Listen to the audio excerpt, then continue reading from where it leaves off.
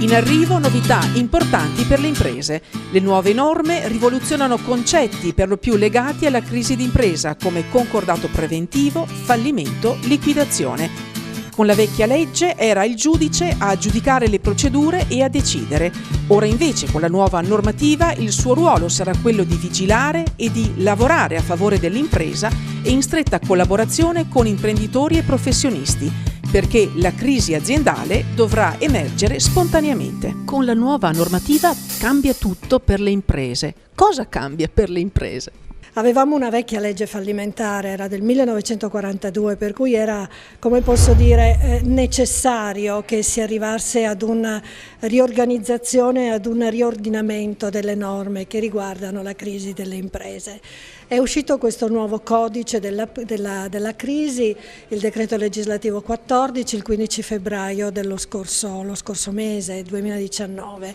Che cosa vuole fare? Secondo me è uno strumento molto importante per l'impresa perché tende a cambiare la cultura dell'imprenditore. Non esiste più l'imprenditore fallito, non esiste più il fallimento, esiste un percorso di analisi e di allerta per l'imprenditore che dovrebbe, se fatto come si deve e se le condizioni della sua azienda glielo permetteranno, evitare la crisi e quindi evitare le liquidazioni giudiziali. Questi modelli in realtà possono essere anche dei modelli molto semplici che il professionista è sicuramente in grado di elaborare e di consigliare, quindi anche in termini non da sconvolgere l'organizzazione, strumenti che mi portano a monitorare giorno per giorno come io sto andando. La mia impresa ha la sua specificità, io so che ha degli indicatori che posso misurare periodicamente che mi dicono se sono in salute o non sono in salute.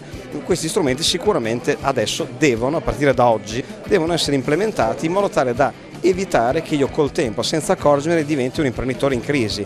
Di questo nuovo sistema di regole le imprese sanno ancora poco o niente. Se ne è parlato durante un convegno di esperti a confronto organizzato da Centroveneto Bassano Banca alla presenza di 300 tra professionisti e consulenti d'azienda, avvocati e commercialisti, per fare il punto della situazione e per inquadrare i provvedimenti in logica aziendale oltre che bancaria. Quale ruolo giocherà la banca per le imprese del futuro? A mio avviso l'obiettivo nostro è quello di essere dei formatori o essere di aiuto come formatori alle imprese. Contiamo di poterlo fare, lo facciamo già, ma la nostra mission è quello di farlo in maniera sempre più pregnante. Oggi avete coinvolto una platea di professionisti, avvocati, commercialisti. Ecco, qual è il rapporto che intendete sviluppare con queste categorie?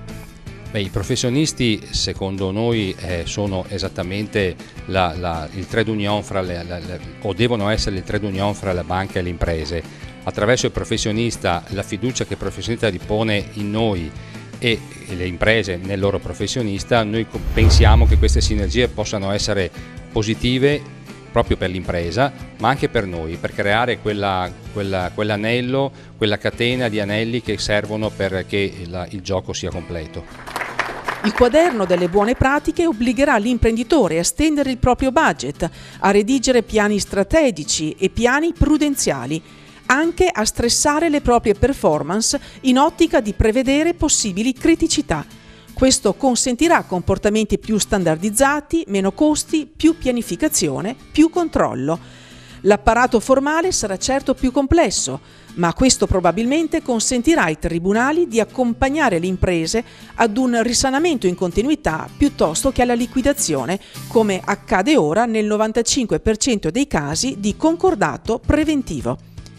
Anche il sistema bancario è chiamato a vigilare sul tessuto imprenditoriale locale e in questo scenario un ruolo fondamentale possono svolgerlo proprio le banche di credito cooperativo. AQR, cosa significa questo acronimo e cosa significa soprattutto per le banche di credito cooperativo?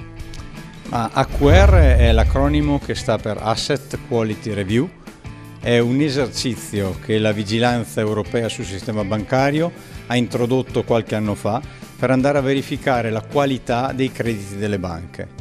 Per le banche è un'attività molto impegnativa che va a scavare nel profondo qual è la qualità dei loro attivi, ma che proprio perché incide fortemente sulla loro organizzazione è anche una grande occasione di crescita.